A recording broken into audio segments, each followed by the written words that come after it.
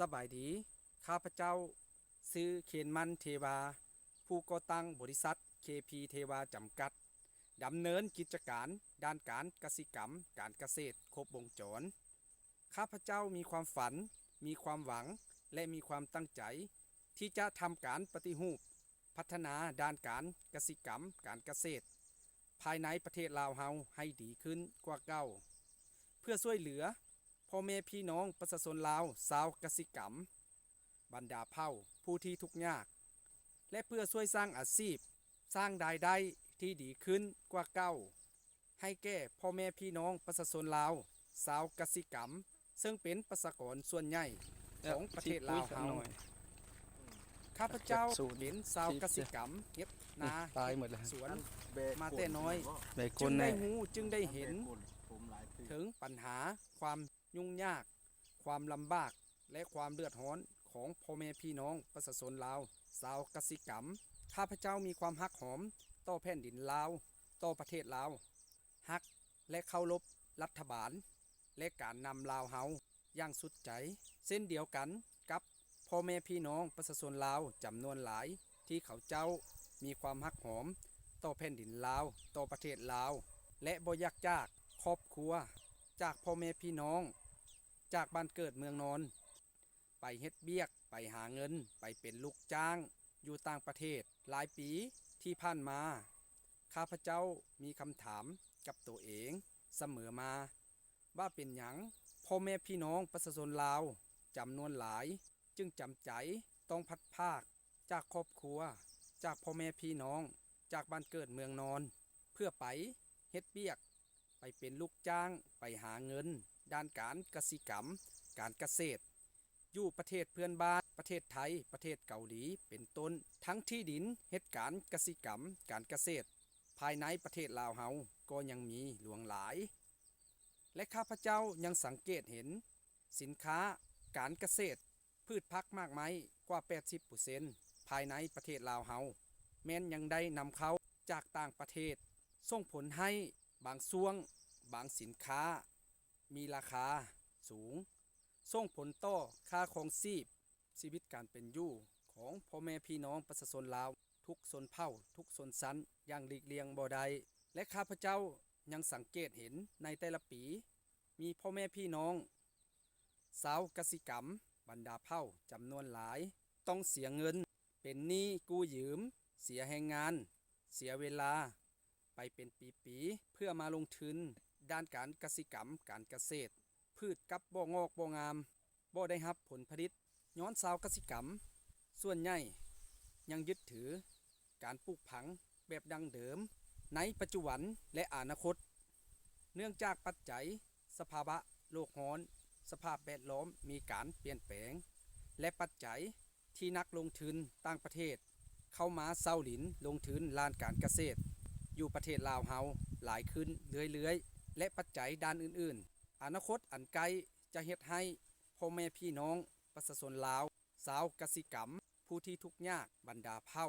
จะเฮ็ดการกสิกรรมการเกษตรได้ยากและลำบากขึ้นเรื่อยๆข้าพเจ้าจึงก่อตั้งบริษัท KP เทวาจำกัดขึ้นมาเพื่อความหวังที่จะเฮ็ดการปฏิรูปพัฒนาด้านการกสิกรรมการเกษตรภายในประเทศลาวเฮาให้ดีขึ้นกว่าเก่าเทียบใส่ประเทศอื่นแล้วด้านการกสิกรรมการเกษตรของประเทศเฮายังล้าหลังหลายปฏิรูปเพื่อช่วยเหลือพ่อแม่พี่น้องประชาชนลาวชาวกสิกรรมบรรดาเผ่าผู้ที่ทุกข์ยากปฏิรูปเพื่อเฮ็ดให้สินค้าด้านการกสิกรรมการเกษตรที่เป็นของคนลาวแท้มีคุณภาพและปริมาณสามารถสนองภายในและส่งออกต่างประเทศสร้างอาชีพสร้างรายได้สร้างเม็ดเงินให้แก่พ่อแม่พี่น้องประชาชนลาวชาวกสิกรรมให้ได้หลายกว่าปัจจุบันปฏิรูปเพื่อลดผ่อนราคาสินค้ามากมายพืชพักเพื่อลดผ่อนค่าครองชีพเพื่อชีวิตการเป็นอยู่ที่ดีของพ่อแม่พี่น้องลูกหลานประชาชนลาวเฮาทุกชนเผ่าทุกชนชั้นการปฏิรูปในด้านใดด้านหนึ่งต้องได้ใช้ระยะเวลายาวนานและได้ใช้เงินทุนจำนวนหลายเนื่องจากข้าพเจ้าเองเป็นเพียงชาวกสิกรรมอยู่ชนบทมีเงินทุนบ่หลายภายในปี 2024 นี้บ บริษัท KP เทวาจำกัดจึงสามารถช่วยเหลือได้เพียง1ครอบครัวที่เป็นชาวกสิกรรมอยู่ชนบทเขาเจ้าบ่อยากจากครอบครัวจากพ่อแม่พี่น้องจากบ้านเกิดเมืองนอนเพื่อไปหาเงินไปเป็นลูกจ้างอยู่ต่างประเทศแต่เขาเจ้ามีความฝันและมีความหวังที่อยากมีชีวิตการเป็นอยู่ที่ดีขึ้นบนแผ่นดินลาวเขาเจ้าจึงฝากความฝันฝากความหวังฝากแห่งกายไว้กับบริษัท KP เทวาจำกัดและยังมีพ่อแม่พี่น้องประชาชนลาวชาวกสิกรรมผู้ที่ทุกข์ยากบรรดาเผ่าหลายพันหลายหมื่นครอบครัวที่เขาเจ้าบ่อยากพัดภาคครอบครัวพ่อแม่พี่น้องบ่อยากจากบ้านเกิดเมืองนอนไปเป็นลูกจ้างไปหาเงินอยู่ต่างประเทศแต่เขาเจ้าก็มีความฝันมีความหวังที่อยากมีชีวิตการเป็นอยู่ที่ดีขึ้นซึ่งบริษัท KP เทวาจำกัดพวกเขาจะพยายามช่วยเหลือตามที่เงินทุนและงบประมาณเท่าที่จะช่วยได้นอกจากด้านการกสิกรรมการเกษตรแล้วบริษัท KP เทวาจำกัดยังมีช่องทางหารายได้หลายช่องทางพวกเขามีรถเล่ขายสินค้ามากมายขอภาคทุกท่านที่ได้รับชมหรือได้ยินเสียงประกาศจากรถเล่ของบริษัทช่วยอุดหนุนสนับสนุนสินค้าจากบริษัทพวกเขา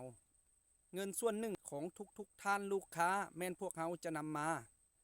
ช่วยเหลือพ่อแม่พี่น้องประชาชนลาวชาวกสิกรรมบรรดาเผ่าผู้ที่ทุกข์ยากและร้านอื่นๆภายในบริษัทพวกเขายังมีเงินจำนวนหนึ่งเพื่อตอบแทนน้ำใจเป็นรางวัลให้ทุกท่านลูกค้าได้ร่วมลุ้นรับนำกันผ่านการจับโยนสลากหาลูกค้าผู้โชคดีรายละเอียดพวกเขาจะอธิบายในคลิป EP ต่อไปภาคทุกท่านลูกค้าและภาคทุกๆคนช่วยกดติดตามกดไลค์กดแชร์ช่อง Facebook ช่อง TikTok ช่อง YouTube ซื้อ KP เทวาที่ขึ้นให้อยู่หน้าจอเพื่อร่วมเป็นส่วนหนึ่งในการช่วยเหลือพ่อแม่พี่น้องประชาชนลาวชาวกสิกรรมผู้ที่ทุกข์ยากโดยบ่ได้เสียเงินและเพื่อร่วมลุ้นหาลูกค้าผู้โชคดีที่จะได้รับรางวัลจากบริษัทพวกเขาในการจับสลากในแต่ละครั้งทุกๆการกดติดตามการกดไลค์กดแชร์ในทุกช่องทางตามที่ท่านสะดวกมีความสำคัญหลายเพราะปัจจุบันและอนาคตโลกโซเชียลมีความสำคัญและอิทธิพลสูงต่อสังคมมนุษย์เฮาและที่สำคัญขอภาคถึงท่านเศรษฐีนักธุรกิจนักลงทุนบริษัทองค์กรทางภายในหรือต่างประเทศบริษัท KP เทวาจำกัดอยากขอโอกาสจากท่านขอระดมทุนในรูปแบบหุ้นส่วนมาร่วมชี้นำในด้านการขยายธุรกิจขยายการช่วยเหลือพ่อแม่พี่น้องประชาชนชาวกสิกรรมผู้ที่ทุกข์ยากบรรดาเผ่าและด้านอื่นๆตามแผนของบริษัทในปัจจุบันและอนาคตถึงข้าพเจ้าเป็นเพียงชาวกสิกรรมอยู่ชนบทบ่มีฐานะบ่มีชื่อเสียงและบ่มีความน่าเชื่อถือใดๆคือกับเหล่าศิลปินลาลาของประเทศไทยที่เป็นผู้บริหารบริษัทเลอไอคอนและข้าพเจ้าบ่แม่นนักธุรกิจที่ประสบความสำเร็จน่าเชื่อถือลังทานปอเฮอเจ้าของบริษัท PS แต่ข้าพเจ้ามีความ